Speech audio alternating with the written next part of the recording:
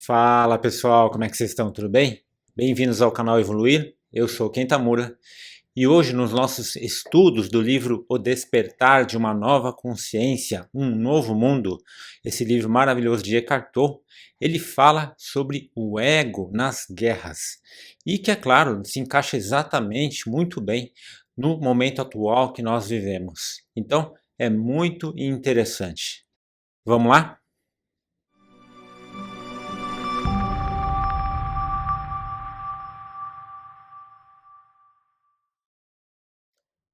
Antes da gente continuar, você já sabe, vou pedir para que você deixe seu like, deixe seu joinha, inscreva-se se você ainda não se inscreveu. Ajude o canal a continuar crescendo para que a gente possa continuar ajudando, compartilhando conhecimento com você e com outras pessoas.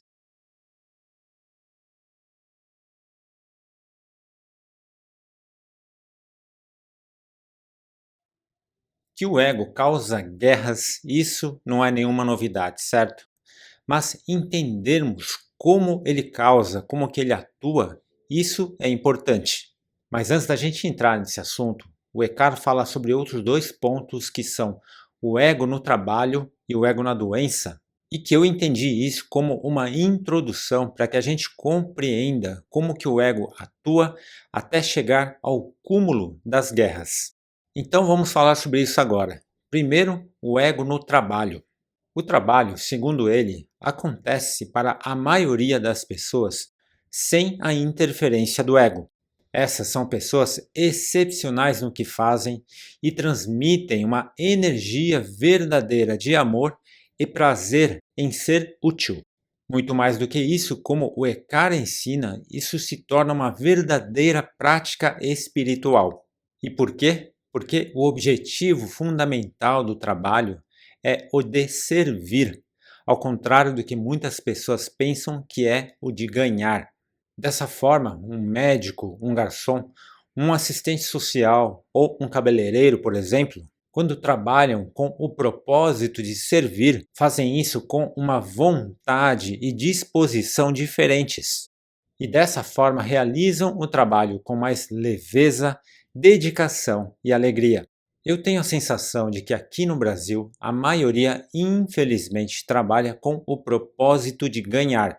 Mas, ao mesmo tempo, uma coisa boa é que cada vez mais pessoas estão despertando, e com isso, mais e mais pessoas estão transformando a sua atitude mental na forma de trabalhar.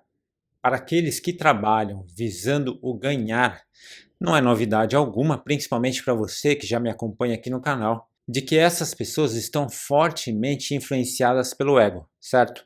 Mas o ego não visa apenas o ganho financeiro.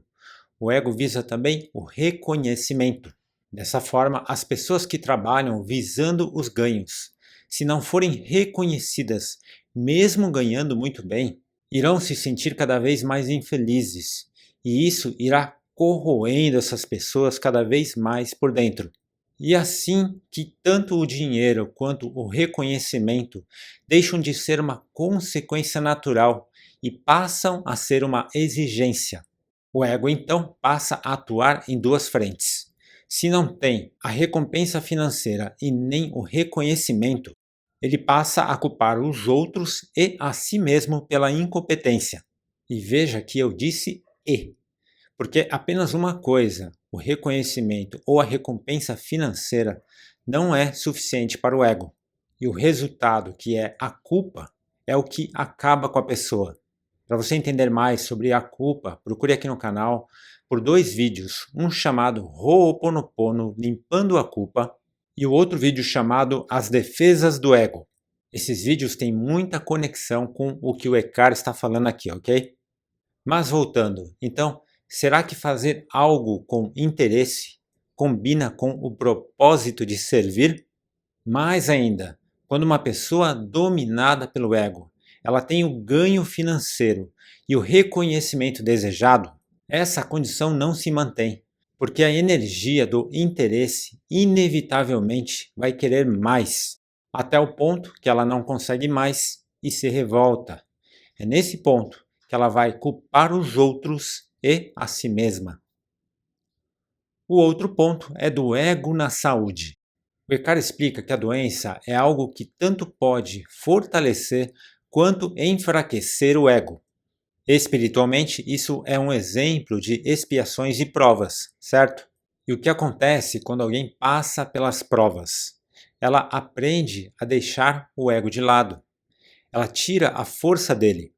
São esses os casos em que pessoas de gênio forte e arrogantes se tornam gentis, afáveis e amorosas quando descobrem que estão doentes. Porém, muitas vezes, depois que se curam, acabam voltando ao estado anterior, mostrando que ainda é necessário aprender pela dor. Em outras palavras, os ciclos vão continuar a se repetir. E por outro lado, aqueles que usam a doença para receber atenção e manipular pessoas são exatamente pessoas que necessitam de maior aprendizado através da dor. Algumas pessoas que mergulham no vitimismo não se restabelecem porque existe um interesse inconsciente de se manter nessa condição. E, infelizmente, muitos perdem toda uma oportunidade de uma vida vivendo dessa maneira.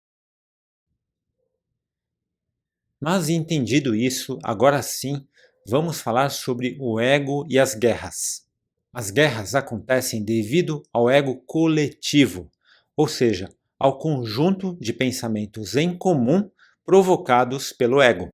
O Eckhart ensina que quando somos controlados pelo ego, é extremamente difícil viver conosco, se aceitar. E por isso acaba sendo necessário encontrar pessoas que compartilham das mesmas opiniões. Para quê? Para aumentar a percepção do eu. E é dessa forma que passamos a viver em diferentes grupos, como a turma do futebol, a turma que fala sobre política e assim por diante. É por isso também que, quando começamos a expandir a consciência, vamos nos sentindo isolados do mundo, porque o conceito de grupos não faz mais sentido. É uma sensação de que você não se encaixa em nada, e não se encaixa mesmo, porque na verdade você não tem mais necessidade de fortalecer algum tipo de opinião. E o ego coletivo faz exatamente isso. Ele usa a força da coletividade para reforçar a opinião de um grupo, ou o contrário, para mostrar que a opinião do outro está errada. Vamos a um exemplo simples. Imagine que você está conversando com um torcedor de futebol da Tailândia e ele acredita que a seleção tailandesa pode um dia vencer a seleção brasileira de futebol. Na cabeça do tailandês, foi algo que ele falou por amor que ele tem à seleção que ele torce. Mas para você ou para mim, dependendo do nível de identificação coletiva do ego que nós temos, isso pode soar até como um insulto, não é? E daí o ego faria com que a gente pensasse algo do tipo: como assim está achando que a seleção da Tailândia vai vencer a nossa seleção brasileira? Que cara mais sem noção! Eu estou dando um exemplo aqui muito simples de como o ego atua coletivamente. E de repente a amizade com aquele tailandês deixa de existir só porque ele disse aquele absurdo. E quem sabe seria uma amizade fantástica com uma pessoa maravilhosa. Imagine agora dois vizinhos de crenças diferentes discutindo.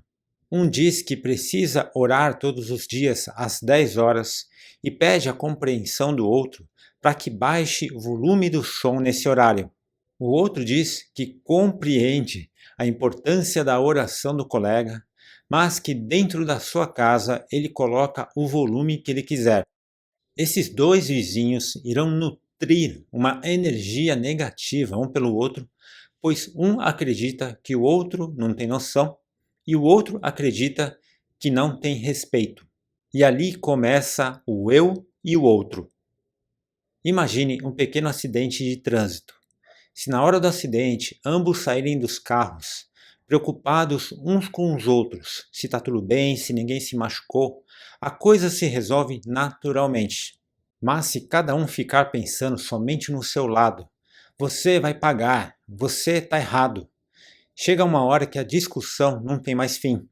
Uma hora, ambos percebem que o outro não está ouvindo absolutamente nada e cada um quer que o outro aceite a sua posição. Quando chega nesse ponto, o ego parte para a obrigação, ou seja, se você não está me ouvindo, eu vou dar um jeito de fazer você me escutar, ou vou dar um jeito de fazer você pagar pelo que você fez. É nessa hora, no pico das discussões, dependendo da situação e como o ego está inflado, é nessa hora que partimos para a agressão física. Só que o coletivo é muito mais forte, num nível mais complexo e muito mais crítico. Como é que ficam os grupos, como é que fica o coletivo quando há divergências religiosas, políticas, econômicas? Como fica quando um grande ego coletivo é contrariado por um outro grande ego coletivo? A solução mais ignorante que os homens encontram é a agressão física, certo? Mas no caso de agressão entre nações, é aí que entram em guerras. Alguns dizem que guerras são manobras político-econômicas, mas mesmo que sejam, elas só funcionam porque os homens ficam cegos pelo ego. Eu escuto com certa frequência que nós precisamos despertar as nossas consciências para descobrir quem está do lado da luz e quem está do lado da escuridão. Só que é preciso entender que isso não é despertar de consciência no sentido espiritual. A consciência espiritual é muito além do saber intelectual. Para você entender mais sobre isso, assista aqui no canal o vídeo chamado O Poder do Eu Sou e as Duas Consciências, que eu falo mais a fundo sobre isso, ok? Mas voltando, compreender os porquês e entender quem vive mais em ilusão é uma coisa. Sim, precisamos entender isso, precisamos entender aonde está a escuridão nesse mundo. Num exemplo bem simples, é por isso que os pais não deixam os filhos andarem num local cheio de traficantes de drogas, por exemplo. Precisamos entender o que acontece ao nosso redor, saber quem trabalha na luz e quem não trabalha, quem continua em ilusão. Mas saber isso não é despertar de consciência. Na medida que unirmos as nossas forças, não em ego coletivo, mas em verdadeira união, com esclarecimento e compreensão. Iremos usar a força do coletivo não para defender crenças, e sim para ajudar na transição planetária.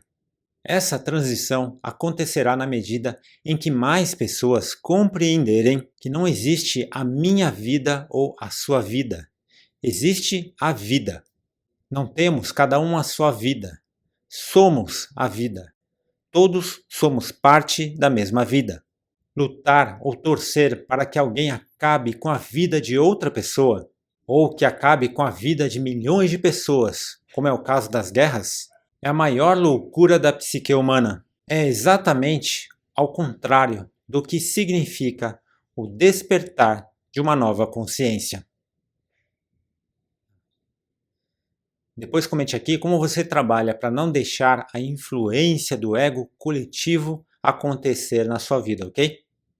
O vídeo de hoje fica por aqui. Espero que você tenha gostado. Se você gostou, deixe seu like, deixe seu joinha.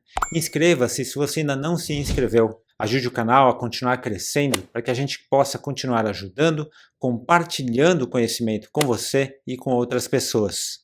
E se fez sentido para você, compartilhe com as pessoas que você ama, a sua família e os seus amigos. Eu vou ficando por aqui. Gratidão por ter me acompanhado até agora. Fique com Deus e que todos nós juntos possamos evoluir.